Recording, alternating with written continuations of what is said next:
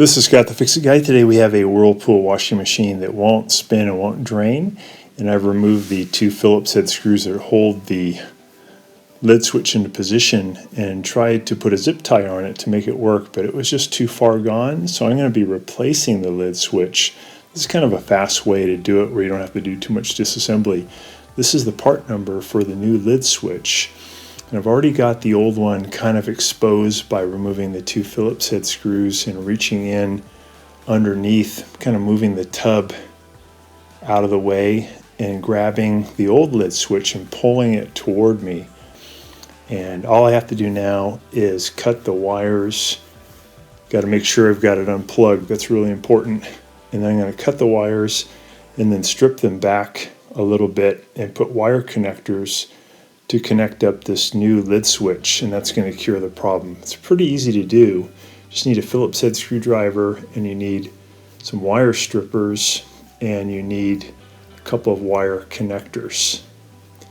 So I'm going to put a zip tie on this brand new lid switch so that if the lid ever falls really fast, it won't break the glue that holds it together, because that's what ends up ruining these lid switches. So this will make it almost invincible. This zip tie will hold it, and if it gets hit really hard, it still won't break apart. I'm going to snip off the extra piece of the zip tie, and then I'll go ahead and cut the wires here, giving me about maybe 4 or 5 inches of wire to work with, and I'll strip back the ends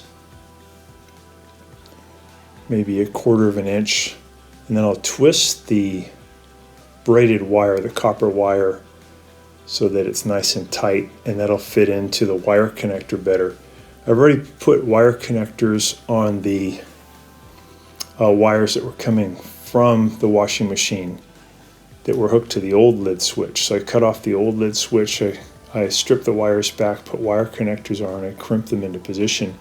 And now, here's the wires here you can see off to the right hand side. I'm going to put in these wires from the new lid switch, and I'm going to use my crimping tool to crimp in on the wire connector. Could even use some vice grips to do this, or even a strong pair of pliers, but this crimping tool works really well. I want to get nice and tight so it's a good solid connection. Again, I do have this unplugged while I'm working on it. So we got that one, and then we'll go ahead and do the other wire. Usually you don't have to replace the switch. Oftentimes the two sides of the switch have just come apart slightly, and you can push them back together and put a zip tie around it, and that's all you have to do.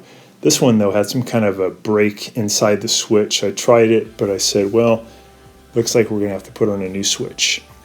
And there's another way to put on the switch where you remove the cabinet and do a lot more work. This is just kind of a faster way to do it, where we're splicing in a new switch onto the old wires.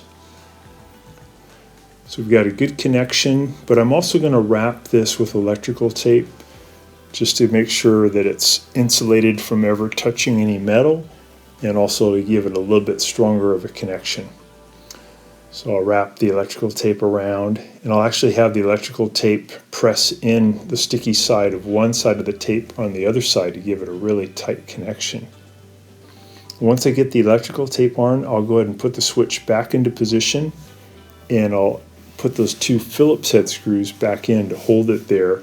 And then essentially we're done. We do want to make sure that the wires are pushed into the right as far as they go, so they're not near the tub. You can see on this one that the tub is also a little crooked. It's pointing toward the right, and that's due to one of the springs underneath needs to be replaced. So we're putting that back in. We're going to add the screws in to hold it. We also notice there's a bunch of water still in here, and that's because when the lid switch stops working, not only will it not spin, but it won't go to drain. So this fixes both those problems of a top-loading Whirlpool washing machine that won't drain and won't spin. Some of the lid switches are not over here to the right where it's easy to get to. Some of them are back behind on the left. It's a different model, and that's a little bit different way of correcting the problem. This is probably the most common type of lid switch that you'd see. This is on one called the Thin Twin Laundry Center, but this will work for one that doesn't have the dryer stacked on top either. So now we can hear an audible click, and that means the lid switch is working. We'll go ahead and plug it back in and give it a test. These lid switches are pretty cheap. You can get them on Amazon. So we can hear it draining now, back to normal.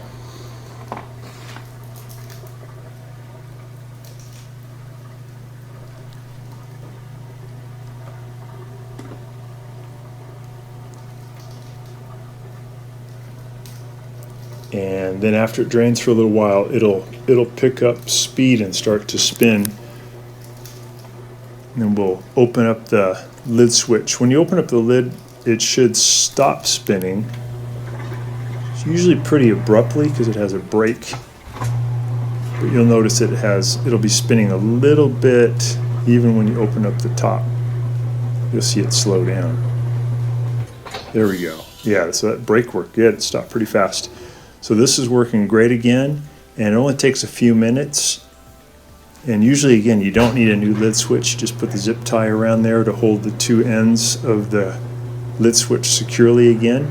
But this one had an internal break, so we had to replace it.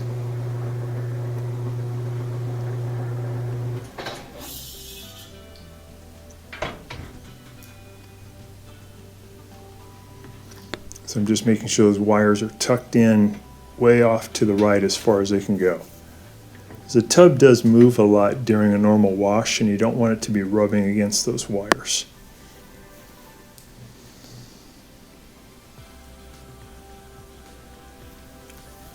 This model has 3 different shocks underneath holding the tub up. I think one of the springs has kind of come loose, so that'll be a different repair.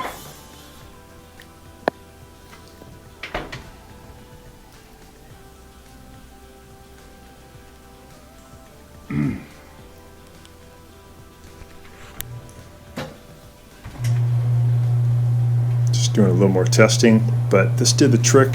Hopefully this will be helpful for you too, and you'll get yours spinning and draining again. Thanks so much for watching, and please subscribe when you get a chance.